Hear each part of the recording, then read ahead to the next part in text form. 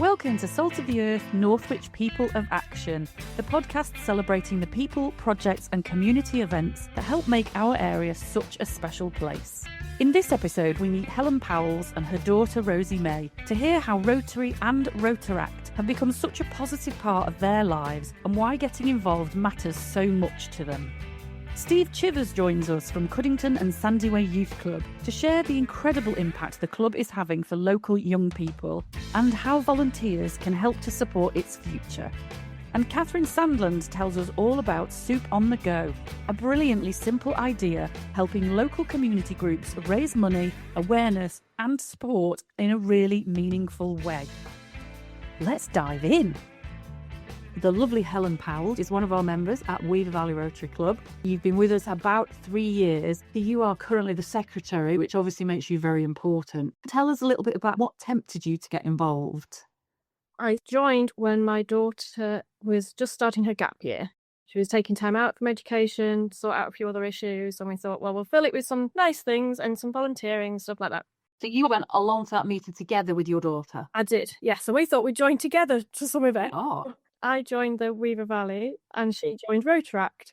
So although we're not together, we're kind of in the same organisation. So we see each other and we are supporting the same kind of things, but we're not in each other's pockets. So it kind of works out quite nicely. Yeah, lovely. And how old was your daughter when she joined? Just finished college, so she was 19. Okay. 18, 19. Yeah, so she is very much the fresh face, which is fabulous. Did you have any expectations or preconceptions about Rotary before you went on to your first meeting? Not really. Like most people in the area, we'd seen the sleigh run, we knew of Beer Fest, Fire Fest, those kind of events. We knew of the bigger events and things like that, which is why we went to find out a little bit more. And then on that evening, the table we were sat at, Rosie happened to be sat next to Matty Biggins, who's in Rotaract, and I was sat next to Sally. And so we just got talking in that way. And through the evening, it just seemed a perfect fit for both of us. And what was it about Rotary that appealed to you and that persuaded you to give it a try? I think the fact that we both wanted to give something back. We've both had journeys. Rosie-May in particular has had quite a journey. So it was really nice to find something to give back to society, but also with a volunteer aspect that meant our commitment, because of various issues that she was going through, it meant neither of ours commitment could be full on. So it was really nice to get that balance of being able to support something local to our community, but also be able to fit it around our lives. Can you tell us a little bit more about that first meeting and your experiences of it? It was lovely. It was very welcoming. There was a format to it, so it was very organised. But I think we did just hit on the right tables, really, because being sat with people from Weaver Valley for myself, I felt more relaxed about the fact that I was volunteering and my commitment might not be as big as it might have been if I felt like I was joining the bigger group at the time. So that was really interesting from that perspective. And obviously Rosie got to meet the Rotaract team. But the whole event itself was welcoming, very organised, and it was nice. Can you tell us about what kind of events that you've been involved with? Yes, Santa Sleigh that I mentioned that drew us to begin with. And with us joining partway through a year, that was one of the first bigger things that we were involved in. Although Rosie got involved with a few other things they were doing with Rotaract. The networking events, which we've done with our smaller group, Soup on the Go. Yeah. And then alongside joining Rotary with Rosie having the gap year, we both joined the youth club as well. Predominantly her. I'm now on their committee, and that's made another impact. And being able to do things with the two has been really nice as well. So, yeah, a few different events. It's been good fun. With the Santa sleigh, it's quite a family thing for you, isn't it? We've always come out to Santa, going past and waving and all the rest of it. And the children have been involved from very, very young. So, yes, them to get involved with it, that's been really fun. Obviously, with Rosie being involved as well. So the two of us have always tried to go to the same ones where possible. Yeah. So we're doing it together. And then, you know, we might have occasionally dragged her dad along as well and brought Steve into the mix. And he's thoroughly enjoyed that. Yeah. So it has been a good crack. Yeah, he gets to be an honorary elf a couple of times a year, He doesn't does he? indeed. And it just, you're seeing everybody, families that don't necessarily get to see that fun, you just bring cheer. It's just nice to bit cheer to people.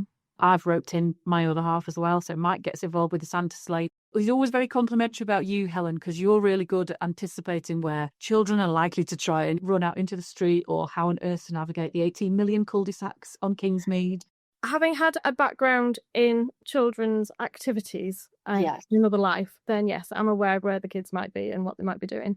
Tell me a little bit more about the youth club, because that's something that you and Rosie-May have got involved with yourselves as volunteers, but you've also linked them up quite a lot with Rotary over the last year or so, which I think has been a brilliant partnership. Yeah, I think it's worked really, really well, to be honest, because the youth club is being one of those areas that just needs that little bit of extra. And the way we work with Rotary has meant we can give the little bit extra. And they're always looking for volunteers that support the club running every day, but just the odd donation to various different things. Rotary have been able to support the youth club with things like the AQA certification for the young people and things like that, which has been a fantastic thing that means the youth club, which started when we very first started getting involved with the talks about it to bring it back from it not being in operation. And Rosie-May and I were involved in those very first chats back in 2018 to try and bring it back pre-COVID. And the first few sessions, there was like 5 kids turning up and that was it. Yeah. To see now that it's now 50 plus every single week is quite amazing. And it's wonderful to see that progression. But to be able to support it with donations from Rotary, for example, towards this AQA award, which means some of the young people who can volunteer at the club get some certification, some credits towards their future education, I think is fantastic. Why would we not be able to bring those together? Yeah, absolutely. It just shows the power of collaboration. Rotary working with that youth club is just maximising the impact of both of our organisations. Totally. And the amount of respect within the youth club for Rotary has been great as well. So as the children grow, by the time they're going to be doing this AQA support and things, they're much older and starting to take on that responsibility. So the next step potentially could be coming along to Rotary. Yes, they will be future Rotary members, which is just a wonderful concept of paying it all forward, isn't it? Very much, yeah. Have you found it easy to volunteer, and have you ever felt obligated? Always found it fairly easy to volunteer. I've always wanted to, so I think that's kind of like always been part of who I am as a person. I've always wanted to. Rotary did give me that direction and the path to be able to go down to help with that, because I wanted to but didn't feel I had the time and energy to do so due to various other things that were going on in my private life at the time. So it was really nice to be able to feel like I could start, turn up, see how it went, commit to what I could and what I couldn't. And if I didn't turn up to a meeting, it wasn't the end of the world. It was fine. It wasn't a commitment, but I was welcome to be there. And that was what was really nice. It was really welcoming, but it wasn't like, you must turn up. I didn't feel that mega commitment on my shoulders. Yeah. It drives you want to be more committed because you kind of then get involved a little bit more and get dragged into some of the things that you kind of got, actually, that's quite exciting. Yeah. And I want to do that. So yeah, being able to have that flexibility has been great. It's just being a part of a team. Yes. Can you tell us a little bit more about the Weaver Valley meetings and the decision-making process? One of the things that did actually really attract me to Weaver Valley from the start, to be honest, was the fact that it was a smaller group of people and there wasn't that commitment level and that the ropes weren't quite as stringent. It was really nice and relaxed. We meet in a pub. I mean, it's very relaxed. It's not a meeting hall. There's no ceremony about it. Yeah. It's just really nice to get together with lovely people who have the same values, who want to do some good stuff in the community and have a chat and work out what we can do. And it being that simple, I think, was really attractive. You are currently the secretary, which sounds very important, and it sounds like it might be a very demanding role. Can you explain a little bit more about what that secretary role involves? It's been grand. To begin with, I was very nervous about it, having not been within the club for that many years before. I've not been here 10 years or anything like that. Coming off the back of someone who had stepped back and not been able to do it meant there was space. Again, that commitment bit wasn't quite as strong. And I kind of enjoy it, really. It's just answering some emails, just keeping on track, taking notes and making sure we all know what we're trying to do. If there's anything along the way that I forget, we're a team. Yeah. There's no pressure. Yeah. The pressure's chill. What's your favourite thing about Rotary? The team. We get on, don't we? There's no one's tiptoeing around anybody else. Yeah. We're all there for the same purpose of what can we do? Yeah. That's lovely because we're all coming from that same place of wanting to give back. Yeah. If you want to give back to something and you don't have tons of energy and tons of time in your life, something like our group works really well. What would you say to somebody who is considering visiting or toying with the idea of joining, but they're nervous about whether it's right for them? Just come along. Yeah. Just come and have a chat. I mean, we call them meetings. For our group, it's just a chat in a pub. But just come along, meet us, see what you think, and give it a go. Want something a little bit more formal, go to one of the other ones. That's great. Yeah, absolutely. We've got different groups, they're different sizes, they're different demographics, they've got a slightly different approach. But we genuinely believe that means that there's a group that's a great fit for absolutely everybody. We've also got the Rotaract for the young Of people course. as well, who don't necessarily have weekly meetings. They go out into Chester or whatever and do a escape room and those kind of things and get together and do things like that, and then come along and support all the bigger events, which I think is a fantastic way to get together with young people and give back. Thank you, Helen. Always great to hear different perspectives from our Rotary members. I think I particularly like what you talked about around the relaxed nature of the Weaver Valley group and the relatively relaxed nature of that secretary role as well. Thank you so much for your input today. Thank you for being a fabulous member of Rotary, and we will see you at a meeting very soon. Thank you, Paula.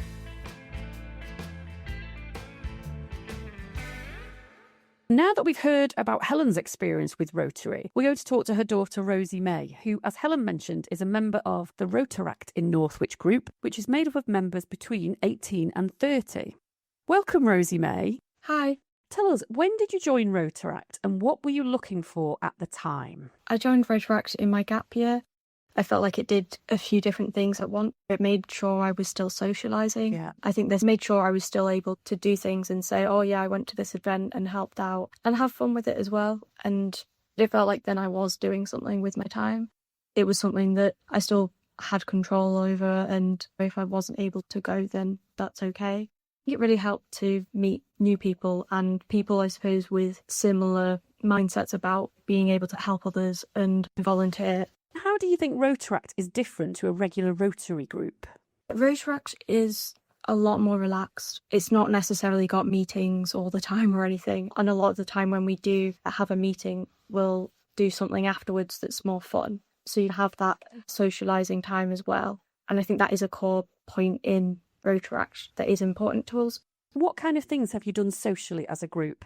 We've done things like escape rooms, we've done darts and bowling. A massive part of Rotaract is about the social side of it.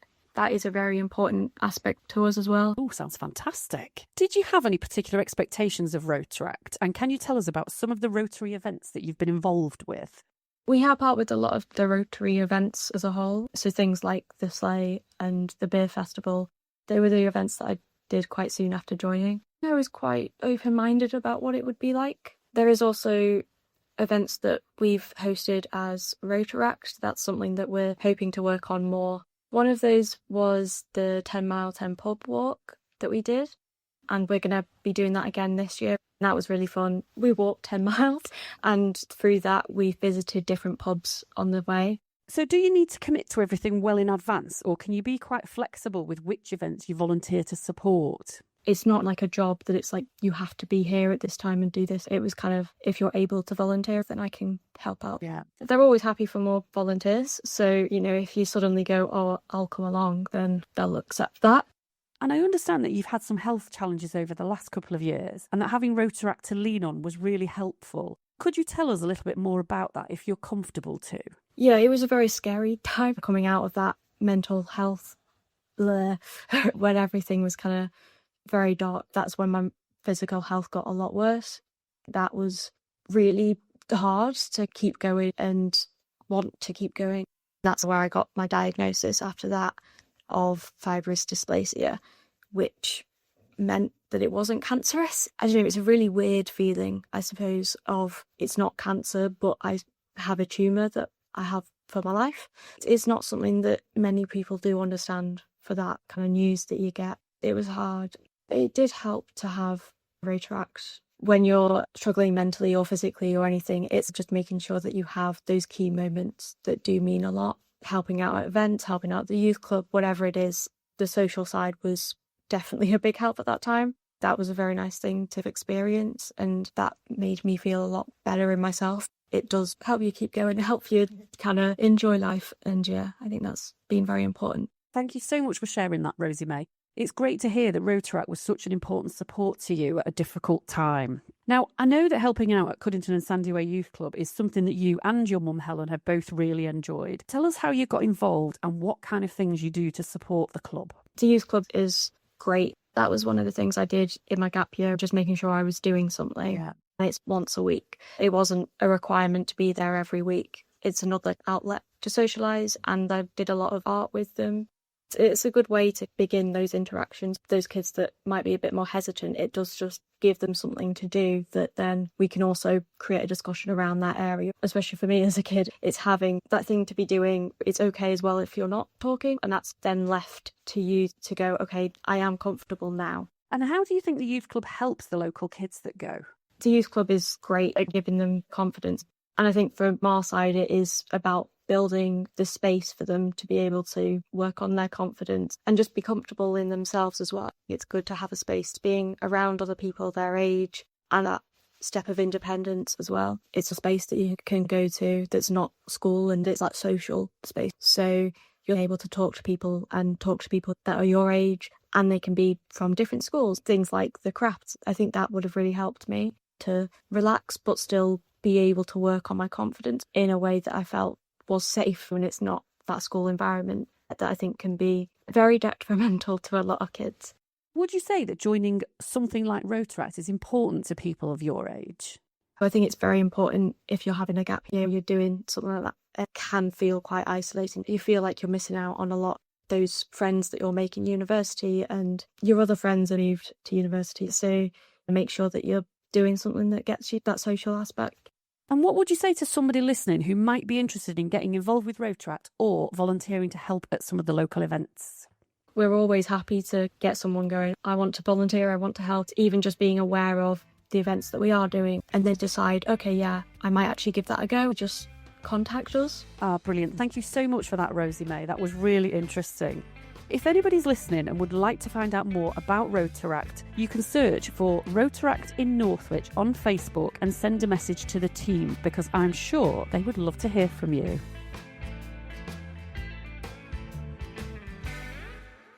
I'd like to introduce Steve Chivers from Cuddington and Sandiway Youth Club. The Youth Club has been our chosen feature organisation over the last year or so. Steve, tell us a little bit more about the Youth Club and about its history and how it's come to be where it is right now.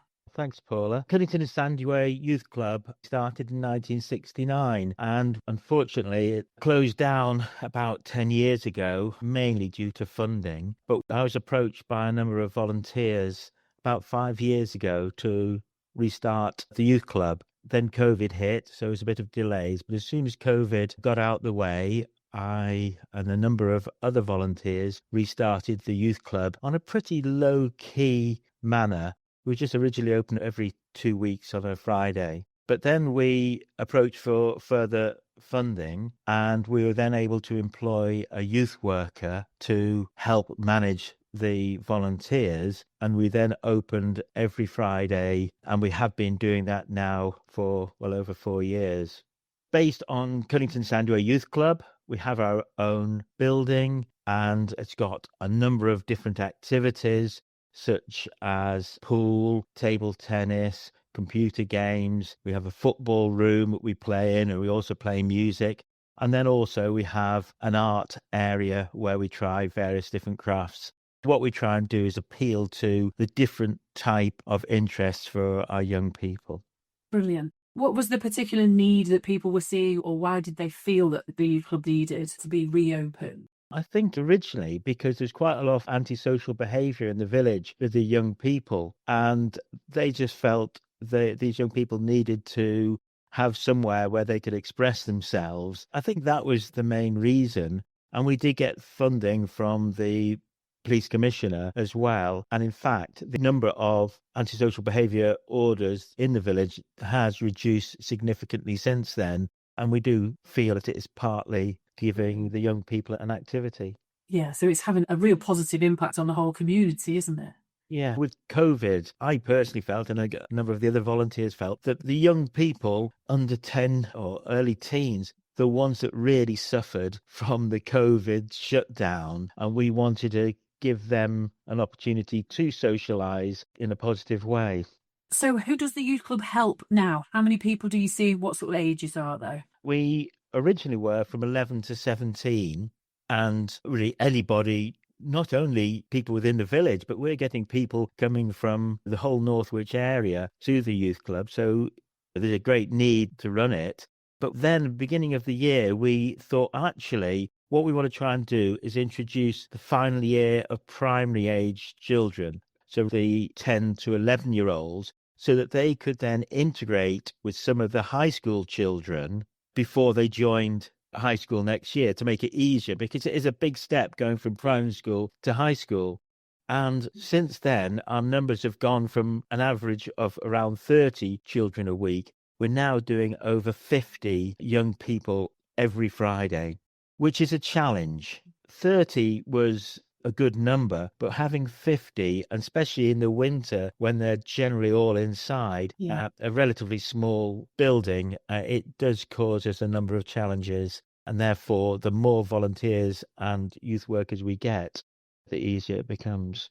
Yes. What kind of difference do you feel like it's made to the community and to the kids that come along? It's hard to say, really. But what I've seen is a number of the young people have an opportunity to express themselves in a different way. One of the things we introduced was providing toast free of charge, because a number of them were coming in and were quite hungry. And one of the youth workers noticed that and thought, well, okay, what we'll do is just provide some bread and toast, maybe jam. And that became really popular. But then what we did was, rather than the youth workers doing that, we got the young people to say, right, I'm going to cook the toast, I'll butter the toast, I'll go and hand it out. And it gave them a bit of confidence. And then we've got a shop that we have selling the sweets and soft drinks, and we get the young people to do that. So we have seen a number of them blossom, really, from somebody that didn't really want to have conversations with anybody to actually starting socialising in a lot better way. There are just a lot of young people that don't want to really do anything. It's quite interesting. I'm always keen to get them to try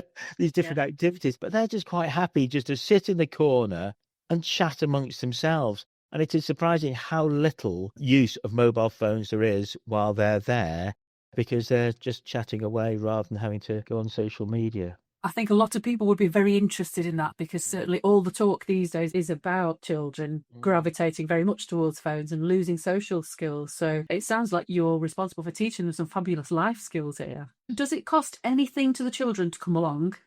No, we decided not to.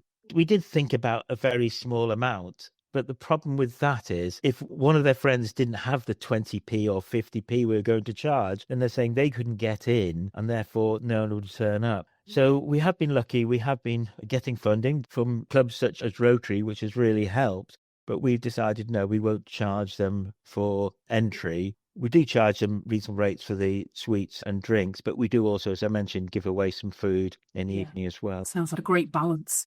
How were you introduced to Rotary, Steve? Well, I've known Rotary all my life, really. My father was a double Paul Harris fellow, so they involved me an awful lot when I was younger. I never joined myself, probably because I'm a bit of a rebel, and I thought I would do what my dad does. So I've known them for a long time. And then Helen, one of your members, lives in the village, and she introduced me to your group. Fantastic. What kind of support have you received from working with our Rotary group? Initially, it was just as volunteers, which is really important. And we appreciate anyone that spends their time with us. And a number of you have been helping in that way. But also, you have provided funding to us, not only employing a youth worker for a period of time, but you also helped with one of the summer clubs last year. You've also donated equipment. We needed to improve our computer systems, and you provided a Nintendo Switch. So there's many things that your Rotary Club has been good enough to help us with. And in the volunteering side, Helen, who's a wonderful artist, helps us on a monthly basis to do our crafts. And again, that's another opportunity for somebody who maybe not be on the sporty side, just to sit down quietly and do some drawing or other crafts that we've introduced. In fact, one of the things we did do was we designed or made 3 mosaic images of the village, which are now on Cuddington Station in the waiting room there for everybody to see. So we've done quite a lot on the craft side of things. So I'd love to understand a little bit more about the volunteers and how volunteering helped you and what sort of things people have done, because it may well be that we've got some people listening who might be interested in volunteering. When somebody says, do they want to volunteer? I say yes. And I don't really mind what they do and how often they come. We would just like them on our books as someone that will spend some time with us, and they can provide a number of different skills, and whatever skills they have, we will use. So Helen is, as I mentioned earlier, on the art craft side, but it may be you like the sporty side of things. So again, we have the football with a pool, or it could be music, or just somebody being there as eyes and ears just to make sure the young people are safe. And they don't need any responsibility because we have got the youth workers who are able to be running the events. You don't need volunteers who've got specific qualifications or a very specific background in youth work or anything like that. No, we will DBS check everybody who volunteers. We pay for that service, but the actual volunteers know. And also, they don't have to say, oh, I'm going to come every week, because a Friday night between 7 and 9 o'clock, people want to maybe do some things with their own family. But all we ask them to do is say, yes, I'm available this Friday, and they'll come along when they're free.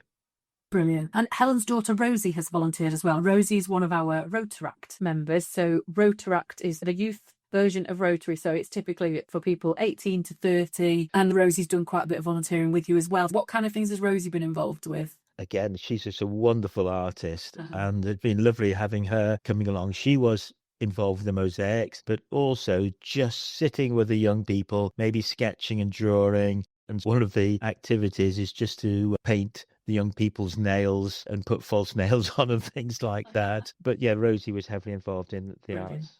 And they also understand that Scott has also done some volunteering with you. Yes, it's really nice to have these young people involved and get a different perspective. Scott is an extremely intelligent, clever young man. I think he was teaching Latin at one of the local schools. But I think we helped him quite a bit as well, build a bit of confidence. And he was a regular volunteer, but now I'm pleased for him. He's got a job in London. So he's still on our list of volunteers. Yes. But as you can imagine, it might not be quite as easy to commute to Cuddington and Sandiway from London for a Friday night. So not quite so much. And Scott's mum has now become involved with you as well. Yes, our safeguarding officer moved on and we needed a new safeguarding officer, and we've asked her to assist in that way. It's not something that we use on a weekly basis. They don't have to be involved coming along to our sessions because we have got a safeguarding person or youth worker who will then make a note of any issues we have. It's only if we have to then go for a further stage, we needed somebody with a bit more experience and knowledge in that area. Fortunately, in the 4 years we've been running, we've not had to use that level, but we need somebody there in the event we do. We've obviously talked quite a bit about the youth workers being involved and how incredibly valuable they are. How much of a difference has that made to you in terms of what you're able to offer? It's actually essential that we have paid youth workers, although we do rely on the volunteers to know that we're getting a number of people definitely there on a Friday night. We couldn't be open without them. We've now got 7. I know that sounds an awful lot. 7 youth workers on the books, but in the same way as the volunteers, they don't have to be there each week.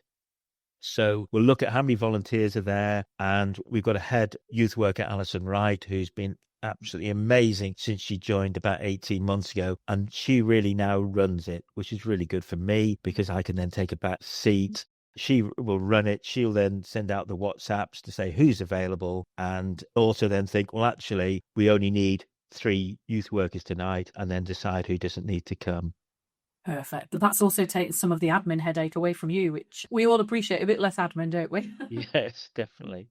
What kind of additional support is the club looking for at this point in time?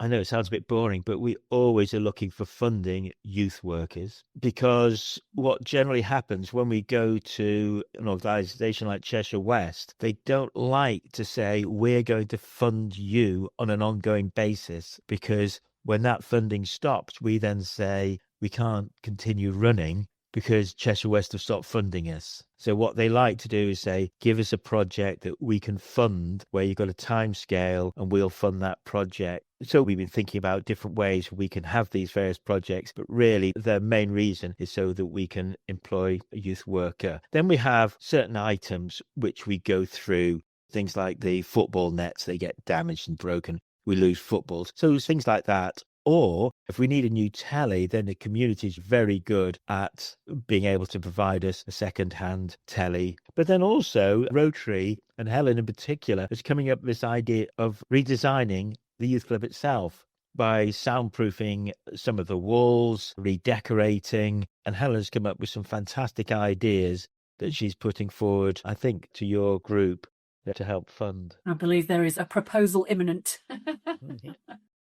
We've also helped you out with something recently in terms of some qualifications for some of your youngsters. Yes. Again, this is something that Alison Wright, our head youth worker, introduced. It's an AQA qualifications. And I don't know an awful lot about it, but I know it means that we can then give the young people a qualification in youth work. So, I was mentioning about how some of them are helping in the shop, or maybe they'll be helping out with the football. I've got a young person who is volunteering, and he, I suppose, is 18, 19. And what we want at the end of it is to be able to give him a qualification, which is equivalent to a GCSE as part of this project. So, yes, thanks again, Rotary, for funding that. I remember Helen bringing that one to a meeting. It wasn't a huge sum of money, but really we felt the impact of it compared to the sum of money was massive. So, yeah, that was definitely a no-brainer request. If there's anybody out there who's thinking they'd be interested in volunteering, or maybe they've got something they'd like to donate or some skills they'd like to come and help with, what's the best way to get in touch? My email is stevechivers, that's CHIVERS @outlook.com, and my mobile number is 077 57 33 333. We also post on Facebook. There's a Cuddington and Sandiway and surrounding areas Facebook page that usually I put on just to let the local people know what we're doing. Great stuff.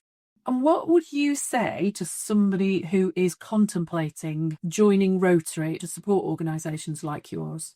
I think it's a really lovely thing for people to spend their time, giving up their time to provide their services and funding so that organisations such as mine can continue. And I think it's a really lovely way of being able to give something back to the community. Fantastic. Hopefully we've given people a really good picture of the work that you're doing at the youth club and the impact that that's having, and what a lovely partnership we've created with Rotary to be able to support you in lots of ways. Thanks, Paula. Thank you once again for the support that you've given to the Youth Club. It really means an awful lot to me and the rest of the Cuddington Sandiway Youth Club. So thank you.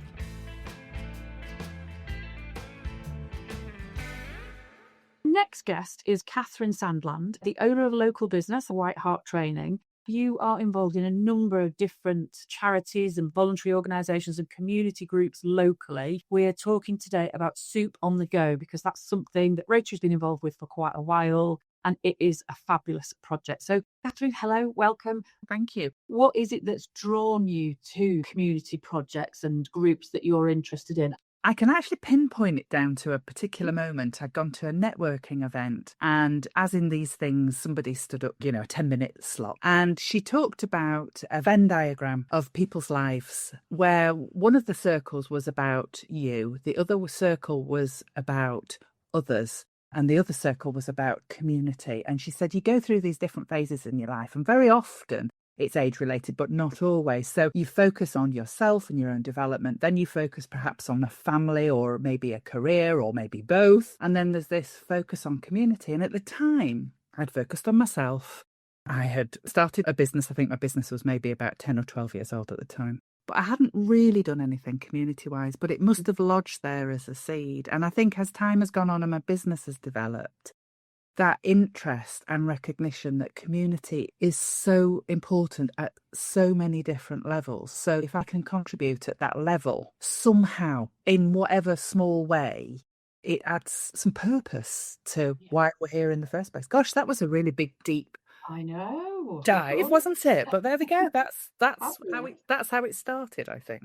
Tell us a little bit about Soup on the Go, because if I remember correctly, you were one of the ladies who started it. Tell us a little bit about where did that come from? Where was the idea and how did you get it off the ground? Well, it came from reading a blog, I think, originally, about something that was happening in America. And it was this concept, not an organisation, not a group, but this concept of bringing community together, sharing food and being introduced to different projects, social enterprise projects, not always charities, sometimes very, very small things. And I really enjoyed this blog. So I went to two people who I know are really busy. So you've come across that phrase, if you want something doing, go to a busy person. Well, I know two absolute powerhouses of women who are incredibly busy, Kirsty James and Sam Newey.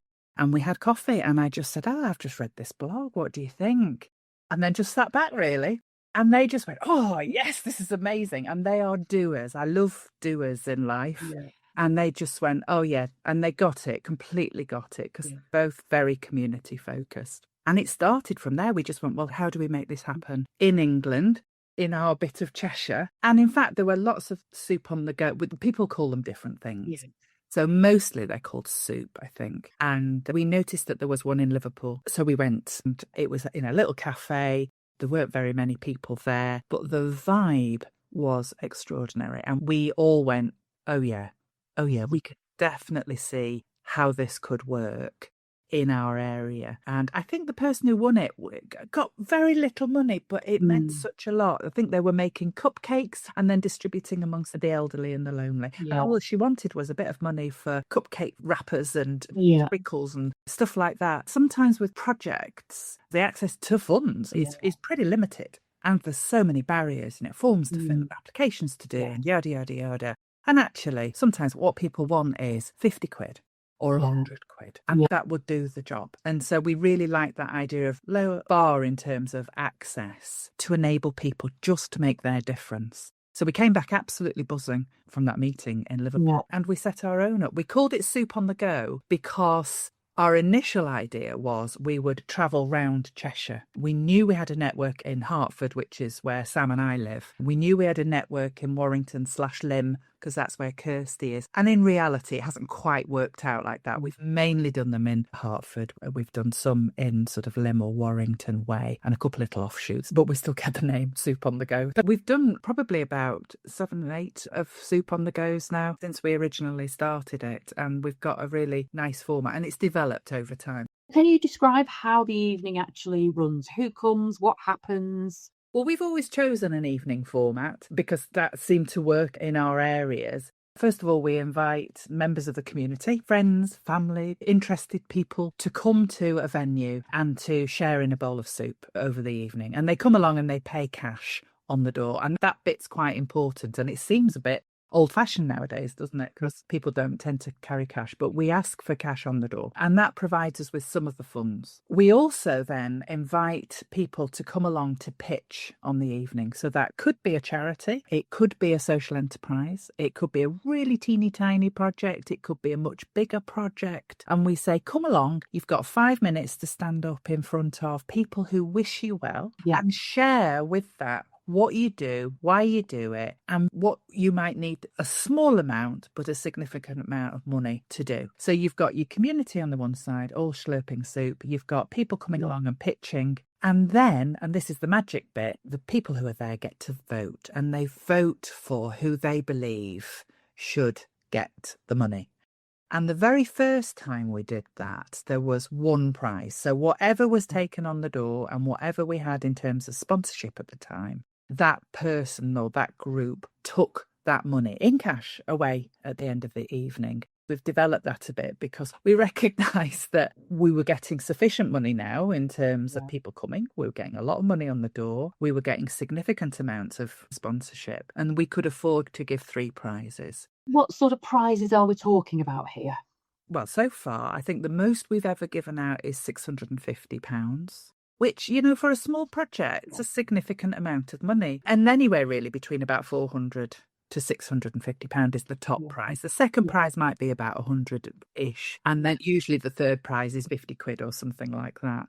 What was really interesting, and to be honest, this took us a little bit by surprise, was the very first time we did it, we thought, well, look, this is all about winning the big prize. But actually what happened was when we took a pause in the proceedings for people to think about their voting and grab a coffee and a piece of cake and have a chat and all of that sort of malarkey, we started to hear things that we were delighted with, but we hadn't expected. So things like, oh gosh, I never even knew they existed.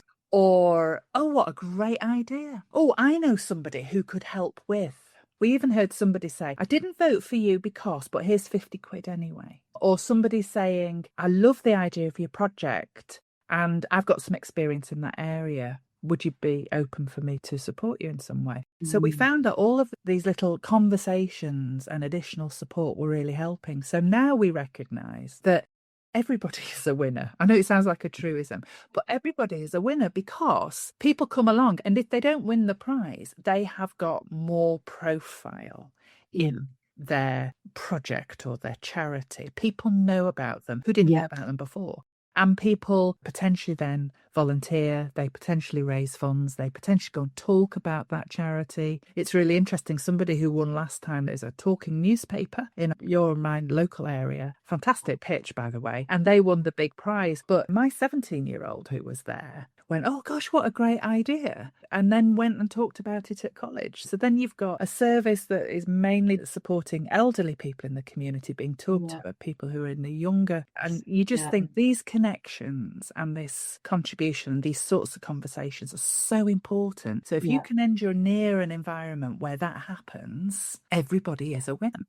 How did you and Soup on the Go get involved with Rotary? Well, as far as my memory serves me right, I think somebody in Rotary had come along to one of the first Soup on the Goes. And then when we were during COVID and everybody was sort of squirreled away in a back room, I was invited to come and speak to a Rotary meeting. And I think from memory, it was a joint Rotary meeting. And I thought there might be a few people. And actually, there were a lot of people. I can remember looking at lots of squares on Zoom, being fairly new to Zoom and thinking, oh my gosh, there's a lot of people here.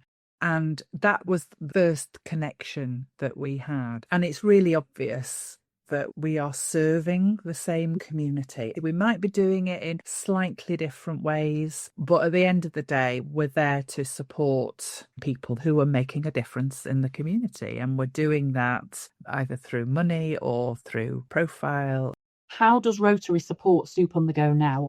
Well, the word that we've used correctly is about partnership. So initially, I think we approached Rotary and we said, there's obviously some great overlaps here. Would you be prepared to sponsor us? And you did, by quite a good amount, so that we always knew then that when people came to the event, there was already a good chunk of money in the pot, regardless almost of who turned up. You were really reliable and very enthusiastic sponsors, but also brought people to the event as well. And that's really important, that we have bums on seats, because that's how it works.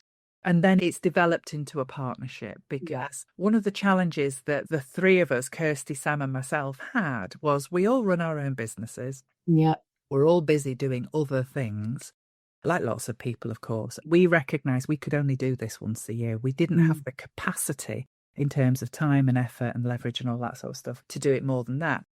But what we were finding was when we'd done an event, people coming up to us afterwards and they'd go, when's the next one? And we'd say, oh, and there would almost be this like, oh, let's recover first and then do all of our other stuff and see next year. And so many people said to us, this needs to be 6 monthly. Yes, you're absolutely right. It does need to be run 6 monthly. We don't have the capacity to do that. And I think from those sorts of conversations, the idea of a partnership just made perfect sense. Absolutely does, yeah. And in the last 2 years, is it? We've certainly been in a position now where that partnership has included having some money already in the pot, but also lots of work behind the scenes as well. So it's not just me, Kirsty and Sam pushing it out there and using our connections, which are significant, but we've also been able to draw on Rotary and just be more consistent that it will run every 6 months. One of the benefits I've seen through being on the Rotary side of the partnership is that through using our members to reach out to different community groups, we're unearthing little groups out there that are just beavering away and doing amazing work. that don't have a public profile, but also where coming to an event like this, where £400, £500 is absolutely life-changing to their organisation. So being able to find more of those groups and getting people along is just brilliant. That's, for us as Rotary members, is a huge buzz. Yeah, absolutely. And it's where that overlap is so obvious, isn't it?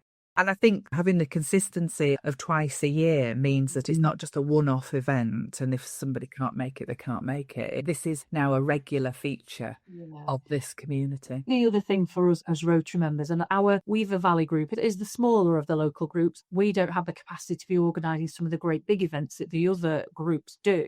But actually something like this, although it's a smaller event, the impact feels so deep and so significant that to us as a Rotary group, the benefit feels fabulous. It just feels so fulfilling. And every time we run one of the evenings, you can't help but leave the evening absolutely buzzing. You're just hearing all these organisations that half of them you've never heard of, that are squirreling away very quietly, doing amazing things. And when you get to find out about so many people in the local community who really are doing good, who are paying it forward, who are volunteering their time, who are helping others, it's just massively uplifting. It is. It's heartwarming. I think we use that phrase quite a lot, but not lightly. And I think, the world, you only have to switch on the radio and the TV, don't you? It's very easy to focus on rubbish stuff and unkind people, all of that sort of stuff. But the reality is, if you look close enough where you live in your community, there are more people doing good than there are not. There are more people being kind than not. And to expose yourself to that, to remind yourself. Yeah, that's a really good point. But also to be inspired by that, because we know that people have been on those things and gone, oh, I could do more, or it's the right time now for me to do more or to help in some ways. It does your soul good.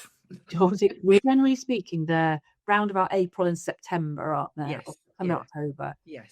And each event, you're always open to small groups and organisations that would be interested to come along to pitch. Absolutely. Yes, absolutely. Really important. You don't have an evening unless someone's coming along to pitch. And obviously you're always very open to people who want to come along. We try to create an environment where people cheer and they support and that they've got time to go and talk to people and ask questions. And obviously everyone who pitches, we suggest that they bring a whole load of supporters with them as well, because that way they can talk about what they're doing and any materials and things like that. So bring them. The only thing we don't do is slide presentations. So that pitching is informal. It is time constrained because for obvious reasons. So it's about a 5-minute pitch.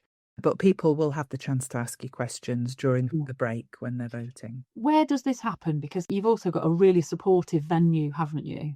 Well, we have, yes, and we're very grateful for that. For the last few Soup on the Goes, we've run it at the Heart of Hertford, which is a small cafe in Hertford, in Cheshire. It's a lovely place for two reasons. One, they are huge supporters of us and they give us the soup. Well, they give us the soup and the staff. So they make the soup and they serve the soup and they've got somebody on the bar. So what's quite nice about that is that people can go and have a drink. So they can make an evening of it, or if they just want tea or coffee or what have you. So there's a bar there, which is really nice. And in the last few, we've asked people if they want to bake a cake or something like that to bring it along. So there's always a little bit of cake as well. Cake's always good for the soul. Very necessary. But the Heart of Hertford has been amazing. They really get what we're doing and they recognise that that is the way that they can help. They give us the venue, they give us the soup and they give us the staff, which is huge. Yes, that's a huge contribution. So thank you very much, Heart of Hertford. If somebody would like to find out more about Soup on the Go, whether that's about coming on to pitch or just coming on to join in the fun, it will be on social media. So we have got a Facebook page. So go and follow that and then they'll get notifications and they'll know when things are happening. And then people who've been before we contact as well, just to say it's coming up. Plus people like the Rotary who spread the word as well and use your channels to do that. We ask people to register that they're coming. They register through an app called Eventbrite, which I think lots of people are quite familiar with when they book events. But we don't take any money at that point, so it's just registering. But that way we know how much soup to produce. So it's really important that people do that. They don't just pitch up on the night. And we take the money on the door, which is cash. And if they want to pitch, when they're registering, they click particular button. It's fairly obvious. And then they get to write down what their pitch is so that we know the name of the group, the name of the person speaking, broadly speaking, what they're pitching for and why. And then we produce that in a written format so that when people come to the event, they've got all the pitches there. Because it's very easy, isn't it, just to listen to something and then forget what's been said. Whereas if you've got a little summary in front of you, it's great to take away as well, because you leave, because it is quite fast paced and you sometimes do hear quite a few pitches. So it's great to be able to walk away with a list of who they were, names, contact details and things like that. And then it gives us all the opportunity to follow up if there's someone that's particularly resonated with. And based on your experience of Rotary, Catherine, and your partnership with Rotary, what would you say to somebody who is either considering joining Rotary or they're in that space that you described where they're conscious they'd like to do more for their community, but they're not sure where to start? Just do it. The reality is you make your difference by doing something. And for some people, I think joining a group that has a bit of structure, has a focus, has a purpose behind it, that's just what's needed to be able to keep the momentum going. I didn't realise the international spread of the work. And that was really very interesting, to lift your head up from what was happening in your very local area. And I think it's good to feel part of a group that can then influence what's happening. Just do it. Don't be curious from your sofa. Get your little legs off the sofa and come out and meet people and be more curious that way. Absolutely, yes. Yeah, absolutely. Thank you, Catherine. Soup on the Go is just such a great topic to talk about. They are literally the most uplifting events of the year. So I'd absolutely encourage anybody to come along. If you want to find out more, if you're contemplating pitching but you're nervous about it, you can reach out to Catherine through the Soup on the Go social page, or you can reach out to us at Weaver Valley Rotary Club and we'll quite happily have a conversation with you about it. Thank you very much for your time, Catherine. My pleasure. Thank you very much for inviting me. We really hope you've enjoyed this episode and hearing the stories of the people, projects and volunteers who help make our area such a special place. We'd love to think it might even inspire you to get more involved in your own community, whether that's through volunteering, supporting a local project, or perhaps even becoming a Rotary member yourself. You'll find links alongside this episode to all the organisations and events we've featured today, so you can find out more or get involved with any that particularly interest you. If you've enjoyed listening, please follow the podcast and leave us a rating or review. It really helps more people to discover these local stories. And if you know somebody else who'd enjoy this podcast, we'd love you to share it with them too. If you'd like to find out more about Weaver Valley Rotary or come along to one of our meetings, you would be very welcome. And you can find all the details at www.weavervalleyrotary.org. Thank you so much for listening.